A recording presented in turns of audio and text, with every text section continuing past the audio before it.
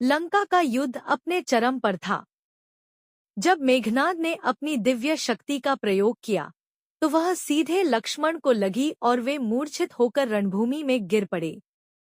यह देखकर श्रीराम अत्यंत दुखी हो गए। पूरी वानर सेना भी चिंतित हो उठी। तभी वैद्य सुषेण ने कहा कि लक्ष्मण को बचाने का केवल एक ही उपाय है, हिमालय के द्रोणगिरी पर्वत से संजीवनी बूटी लानी होगी। यह काम केवल हनुमान ही कर सकते थे।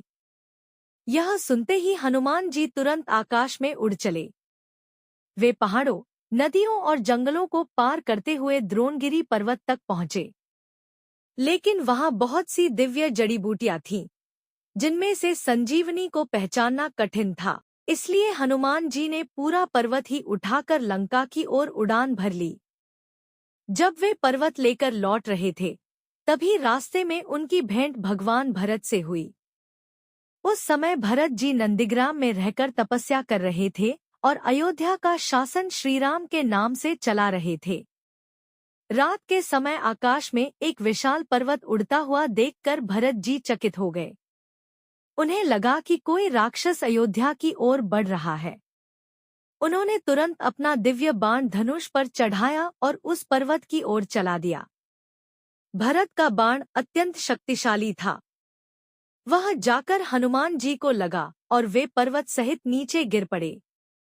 गिरते समय उनके मुख से हे राम का उच्चारण हुआ। जब भरत जी ने राम का नाम सुना तो वे तुरंत वहां पहुंचे।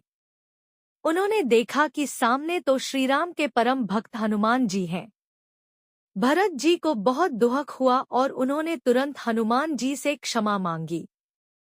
हनुमान जी ने विनम्रता से कहा, हे प्रभु, इसमें आपकी कोई गलती नहीं है। मैं तो प्रभु श्रीराम की सेवा के लिए संजीवनी पर्वत लेकर लंका जा रहा हूँ। लक्ष्मण जी मूर्छित पड़े हैं और उन्हें बचाने के लिए यह बूटी बहुत आवश्यक है। यह सुनकर भरत जी भावुक हो गए। उन्होंने कहा, हे पवन पुत्र, आप सच में प्रभु राम के महान सेवक हैं।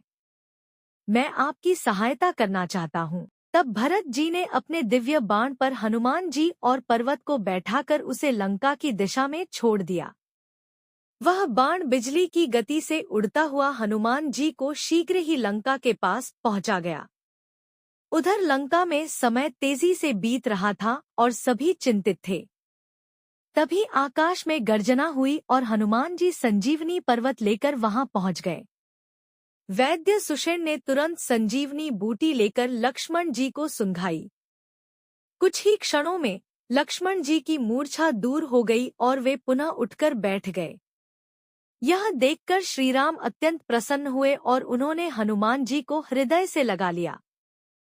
पूरी वानर सेना जय श्रीराम और जय हनुमान के जयघोष से गूंज उठी। इस प्रकार हनुमान जी की भक्ति, साहस और सेवा से लक्ष्मण जी का जीवन बच गया और धर्म की विजय की ओर एक और कदम बढ़ गया। भगवान राम के लिए कृपया वीडियो को लाइक करें, चैनल को सब्सक्राइब करें और कमेंट में जय श्री राम जरूर लिखें।